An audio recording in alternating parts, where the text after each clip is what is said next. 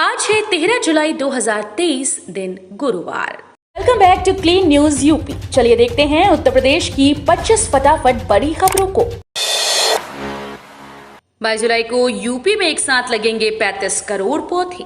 उत्तर प्रदेश सरकार इस बार 22 जुलाई को पेड़ लगाओ पेड़ बचाओ के संदेश के साथ वन महोत्सव मनाएगी। इस वर्ष सरकार ने 35 करोड़ पौधे रोपण का लक्ष्य रखा है। सरकार आम लोगों किसानों को भी पौधारोपण के लिए प्रोत्साहित करेगी। इसके तहत बरेली को 42,72,980 पौधारोपण करने का लक्ष्य मिला है। वन विभाग समेत कुल 27 विभाग जिले में 42,72,980 पौधे लगाएंगे। प्रभागीय वनाधिकारी समीर कुमार ने बताया कि 21 जुलाई तक विद्यालयों में प्रभात फेरी, स्लोगन, निबंध लेखन, भाषण प्रतियोगिता, दीवार लेखन जैसे कार्यक्रम सतत जारी रखे जाएंगे। यूपी की रोडवेज बसेस में सफर होगा आरामदायक, छवि को भी बेहतर बनाने पर मंथन। उत्तर प्रदेश परिवहन निगम ने रोडवेज बसेस में यात्रा सुविधा को लेकर बेहतर बनाने के लिए यात्रियों के साथ अच्छे व्यवहार संबंधी निर्देश अधिकारियों को दिए। प्रमुख सचिव और अध्यक्ष एल वेंकटेश्वर लू, एमडी मासूम अली सरवत, एएमडी अन्नपूर्णा गर्ग और यूपीएसआरटीसी मुख्यालय के वरिष्ठ अधिकारियों की मौजूदगी में वीडियो कॉन्फ्रेंसिंग के जरिए सभी क्षेत्रीय प्रबंधक, सेवा प्रबंधक और सहायक क्षेत्रीय प्रबंधक के साथ संचालन तथा अन्य महत्वपूर्ण बिंदुओं पर समीक्षा बैठक में सबसे ज्यादा महत्व विभाग की छवि सुधारने को लेकर रहा। सीएम योगी बोले 3 माह में 18 सेफ सिटी वाला देश का पहला राज्य होगा यूपी। उत्तर प्रदेश के मुख्यमंत्री योगी आदित्यनाथ ने राज्य के सभी 17 नगर निगमों और नोएडा को सेफ सिटी के रूप में विकसित करने के निर्देश दिए। उन्होंने कहा कि अगले 3 महीनों के अंदर उत्तर प्रदेश 18 सेफ सिटी वाला देश का पहला राज्य होगा। मुख्यमंत्री ने गृह विभाग के वरिष्ठ अधिकारियों के साथ समीक्षा बैठक कर प्रदेश में सेफ सिटी परियोजना के विस्तार की कार्य योजना का जायजा लिया। राज्य सरकार के एक प्रवक्ता ने यहां बताया कि आदित्यनाथ ने पहले चरण में राज्य के सभी 17 नगर निगमों और गौतम बुद्ध नगर को सेफ सिटी के रूप में विकसित करने के निर्देश दिए। चौरागाह भूमि से कब्जा मुक्ति के लिए चलेगा 45 दिन का अभियान, 25 अगस्त को होगा समापन। पशुधन विकास मंत्री धर्मपाल सिंह ने कहा कि प्रदेश में चरागाह की भूमि को अतिक्रमण से मुक्त करते हुए उन पर नेपियर घास विकसित की जाएगी। इन्हें गोचर भूमि के रूप में विकसित किया जाएगा। इसके लिए 25 अगस्त तक 45 दिन का विशेष अभियान शुरू कर दिया गया है। ये नियोजन भवन में पत्रकारों से विभाग की योजनाओं पर चर्चा कर रहे थे। मुख्यमंत्री योगी बोले यूपी में 1 डिस्ट्रिक्ट व 1 मेडिकल कॉलेज की संकल्पना को कर रहे साकार। मुख्यमंत्री योगी आदित्यनाथ ने कहा कि 2017 के पहले प्रदेश में मात्र 12 सरकारी मेडिकल कॉलेज थे। आज यूपी में 45 जिलों में सरकारी मेडिकल कॉलेज हैं। 16 अन्य में निर्माण चल रहा है, 14 सरकारी और 2 प्राइवेट। कल 2 नए मेडिकल कॉलेज के लिए MOU हुआ। उन्होंने कहा कि हम प्रधानमंत्री नरेंद्र मोदी के 1 डिस्ट्रिक्ट 1 मेडिकल कॉलेज की संकल्पना को साकार करने की ओर बढ़ रहे हैं। वाराणसी में बनेगा 197 हेक्टेयर का वर्ल्ड सिटी एक्सपो। प्रधानमंत्री के संसदीय क्षेत्र में यूपी आवास विकास परिषद 197 हेक्टेयर में वर्ल्ड सिटी एक्सपो बनाएगा। इस वर्ल्ड सिटी एक्सपो में बाजार से लेकर आशियाने तक बनेंगे। आवास विकास की ये योजना वाराणसी सारनाथ रूट पर होगी। आवास विकास की बोर्ड बैठक में बुधवार को वाराणसी सहित 3 योजनाओं के प्रस्ताव को मंजूरी दी है। 2 अन्य योजनाएं अयोध्या और गोंडा की शामिल हैं। बीएचयू ट्रॉमा सेंटर में खुलेगा जन औषधि केंद्र, दवाओं के लिए देने होंगे कम पैसे। वाराणसी में सरकारी अस्पतालों की तर्ज पर ही चिकित्सा विज्ञान संस्थान बीएचयू में 3 जन औषधि केंद्र खोले जाएंगे। यहां संचालित ट्रॉमा सेंटर में 2 और सर सुंदरलाल अस्पताल में 1 जन औषधि केंद्र खोला जाएगा। अभी मरीजों के लिए दोनों परिसर में अमृत फार्मेसी व उमंग फार्मेसी का संचालन हो रहा है। बीएचयू में ट्रॉमा सेंटर की इमरजेंसी के पंजीकरण काउंटर के पास और मनोचिकित्सा विभाग की ओपीडी के पास में एक केंद्र खोला जाएगा। रेलवे ने 4 स्पेशल ट्रेन के बढ़ाए फेरे, जाने किस रूट के यात्रियों को होगी सहूलियत। रेलवे ने 4 स्पेशल ट्रेन के फेरे बढ़ा दिए हैं। इससे वेटिंग लिस्ट के यात्रियों को राहत मिलेगी। गोरखपुर बांद्रा स्पेशल 14 जुलाई को गोरखपुर से सुबह 9:30 बजे चलकर बादशाह नगर से दोपहर 2:02 पर, ऐशबाग से 2:40 पर होते हुए बांद्रा अगले दिन शाम 4 बजे पहुंचेगी। वापसी में ट्रेन 05054 बांद्रा गोरखपुर स्पेशल 15 जुलाई को बांद्रा से रात 10:45 पर चलकर अगले दिन रात 12:55 पर ऐशबाग और 1:20 पर बादशाह नगर से होते हुए गोरखपुर 17 जुलाई सुबह 6:25 पर पहुंचेगी। मरीजों को मिलेगी हार्ट व लंग्स ट्रांसप्लांट की सुविधा। डॉक्टर चंदोला दौरे पर पहुंचे प्रयागराज। हृदय रोगियों को अब अपने ही शहर में उच्च स्तरीय इलाज की व्यवस्था मिलने जा रही है, जिसमें दिल्ली की तरह प्रयागराज में भी हार्ट और लंग्स ट्रांसप्लांट की सुविधा मरीजों को मिलेगी, जिसके लिए प्रयागराज में इसकी एक यूनिट खोलने की तैयारी है। दिल्ली के institute of heart and lung disease अस्पताल के चेयरमैन और हृदय और फेफड़े प्रत्यारोपण सर्जन डॉक्टर राहुल चंदोला हृदय रोग संबंधित अस्पतालों का दौरा करने पहुंचे। 4700 सरकारी और 2800 निजी क्षेत्र की सीट्स पर होगा एमबीबीएस में दाखिला। इस बार प्रदेश में सरकारी क्षेत्र की 4700 और निजी क्षेत्र की 2800 सीट्स पर एमबीबीएस में दाखिला दिया जाएगा। निजी क्षेत्र के कॉलेजेस की संख्या 30 से बढ़कर 31 हो गई। काउंसलिंग की सभी प्रक्रिया ऑनलाइन होने से इस बार छात्रों को प्रमाण पत्रों के सत्यापन के लिए सेंटर्स का चक्कर नहीं लगाना होगा। वंदे भारत की बढ़ाई जाएगी सुरक्षा, डिपो में होगी क्षतिग्रस्त कोच की मरम्मत। पूर्वोत्तर रेलवे की तरफ से गोरखपुर लखनऊ वाया अयोध्या के बीच चलाई जा रही वंदे भारत ट्रेन को कुछ अराजक तत्वों ने निशाना बना दिया। इसकी वजह से चेयर कार और एग्जीक्यूटिव क्लास के 4 शीशे टूट गए। इसके बाद पूर्वोत्तर रेलवे ने ट्रेन की सुरक्षा को बढ़ाने का फैसला लिया। ट्रेन की क्षतिग्रस्त रैक की मरम्मत पूर्वोत्तर रेलवे के कोच एंड डिपो में होगी। बताया जा रहा है कि लखनऊ से लौटने के बाद ही कोच एंड डिपो में मरम्मत के लिए भेज दिया जाएगा। ज्ञानवापी मामले में एचसी ने फैसला रखा सुरक्षित। ज्ञानवापी परिसर की एसआई सर्वे पर इलाहाबाद हाईकोर्ट में सुनवाई हुई। कोर्ट ने फैसला सुरक्षित रख लिया है। एचसी में अब अगली सुनवाई 25 जुलाई को होगी। न्यायमूर्ति प्रकाश पाड़िया ने यह आदेश स्वयंभू आदि विश्वेश्वरनाथ मंदिर के अधिवक्ता विजय शंकर रस्तोगी की सुनवाई टालने की अर्जी को स्वीकार करते हुए दिया। सीएम योगी 14 जुलाई को दौरे पर जाएंगे सहारनपुर।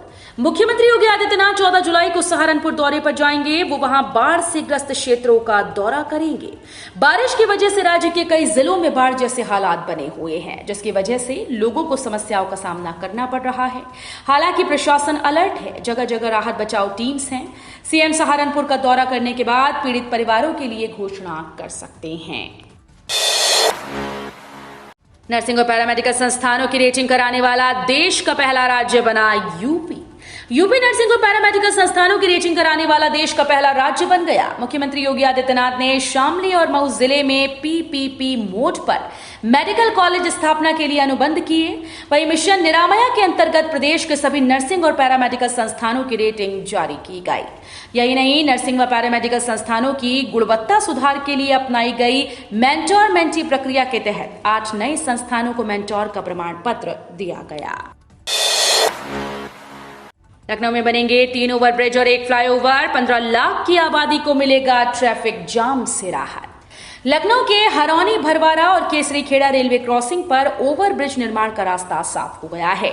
शासन ने 8 जुलाई को 175 करोड़ का बजट स्वीकृत कर दिया। प्रस्तावित ओवरब्रिज रेलवे व राज्य सरकार की संयुक्त सहभागिता से बनाया जाएगा। साथ ही सुल्तानपुर रोड पर मरी माता मंदिर फ्लाईओवर के लिए शासन ने 194 करोड़ रुपए की ईएफसी हो गई है। यूपी जल निगम के 267 कर्मचारी निकायों में होंगे समायोजित। राज्य सरकार जल निगम की खराब माली हालत को देखते हुए फील्ड में कार्यरत चतुर्थ श्रेणी के 267 कर्मियों को निकायों के रिक्त पदों पर समायोजित करने जा रही है। मुख्यमंत्री योगी आदित्यनाथ की अध्यक्षता में हुई कैबिनेट की बैठक में ये फैसला हुआ। इसके पहले 1238 कर्मियों को समायोजित किया जा चुका है। उत्तर प्रदेश जल निगम एक निगमित निकाय है। इसका मुख्य काम प्रदेश में जलापूर्ति व जलोत्सारण सुविधाएं उपलब्ध कराना है। आगरा में जल्द चलेगी मेट्रो। स्पीड टेस्टिंग में 30 से 40 किलोमीटर प्रति घंटे की रफ्तार से दौड़ी ट्रेन।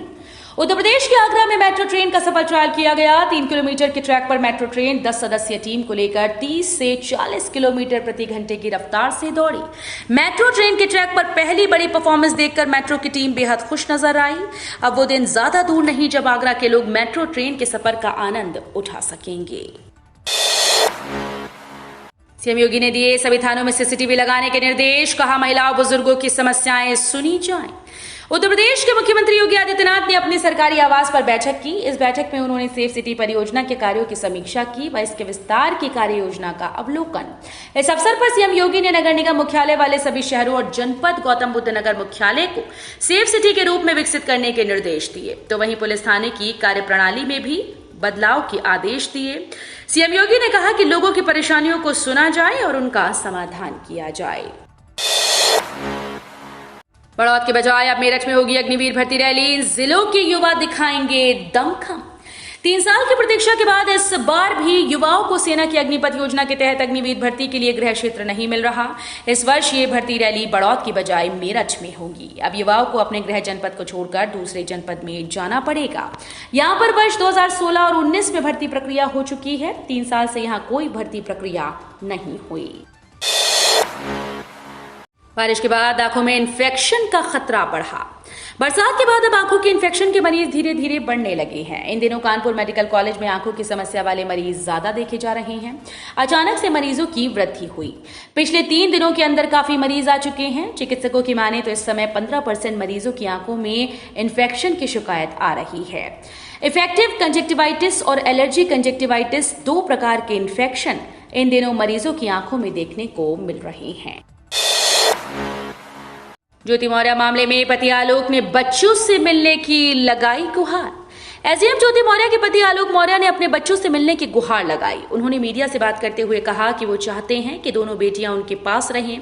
ज्योति जो भी आरोप लगा रही हैं वो गलत है। वो परिवार बचाने और अपनी बेटियों के लिए पत्नी ज्योति मौर्य से समझौता करने के लिए तैयार हैं, लेकिन ये जरूरी है कि जो दोषी है उस पर कानूनी कार्रवाई हो।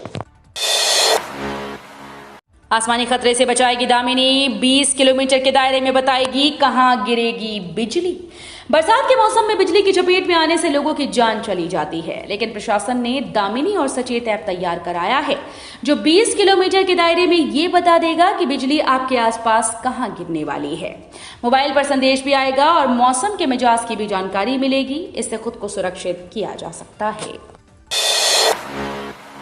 प्रदेश भर में टीजीटी के 16,750, पीजीटी के 2,522 पद खाली, असिस्टेंट प्रोफेसर के 1,017 पद खाली। प्रदेश सरकार की हुई कैबिनेट की बैठक से आस लगाए बैठे अभ्यर्थियों को कोई राहत नहीं मिली। नए शिक्षा सेवा चयन आयोग के गठन का प्रस्ताव पारित न होने पर अभ्यर्थियों के सामने सबसे बड़ा सवाल यह है कि साल भर से लंबित भर्तियों का क्या होगा।